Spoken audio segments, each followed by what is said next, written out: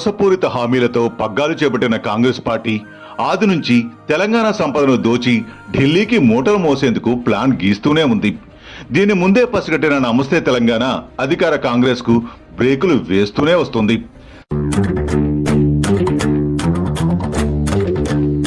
CM Revanth Reddy వేసే పన్నాగాలకు కళ్ళెం వేస్తూ ప్రతిపక్షానికి అస్త్రాలు అందిస్తూ వస్తుంది నమస్తే తెలంగాణ.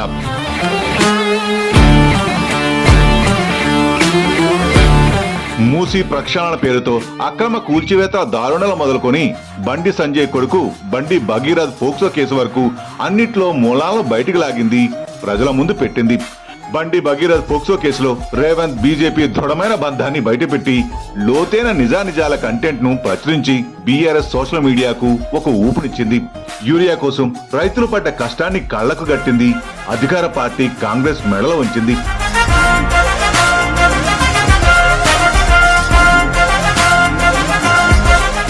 RRR పేరుతో రైతు నోట్లో మన్ను కొట్టి కోట్లు కాజేసే కుట్రలకు కళ్ళెం వేసింది.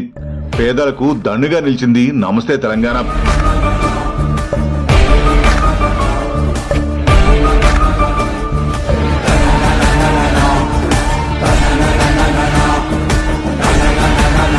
ఫార్మాసిటీ పేరుతో భూదోపిడీ చేసే కాంగ్రెస్ నేతల కుతంత్రాలను బయటపెట్టింది.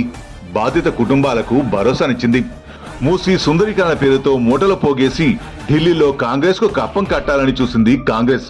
అది గమనించిన నమస్తే తెలంగాణ రియాలిటీ దోపిడీకి అడ్డుకట్ట వేసింది.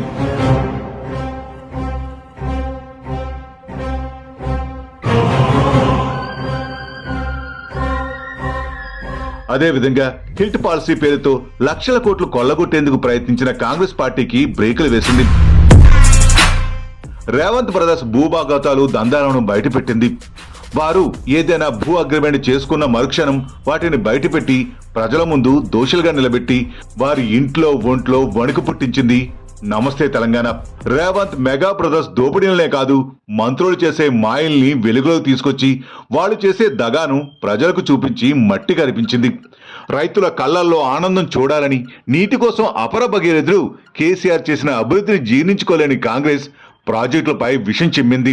దాన్ని పసిగట్టిన నమస్తే తెలంగాణ ప్రాజెక్టుల నాణ్యత, కాంగ్రెస్ కుతంత్రాలపై విశ్లేషణ చేసి లోతైన కథనాలతో ప్రజల్లో చైతన్యం తీసుకొచ్చింది. గురువు చంద్రబాబు మన్ననల కోసం తెలంగాణ రైతుల్ని ముంచే చీకటి కోణాల్ని వెలుగులోకి తీసుకొచ్చి అసలైన ప్రతిపక్షంగా నమస్తే తెలంగాణ నిలిచింది.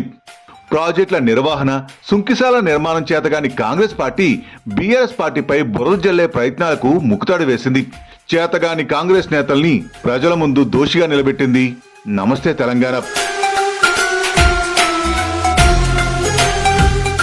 పేదలకు నాణ్యమైన విద్య, పౌష్టికాహారం అందించే గురుకులాలను శవల దెబ్బగా మారుస్తున్న కాంగ్రెస్ చేతగానితనాన్ని ప్రజల ముందు పెట్టింది.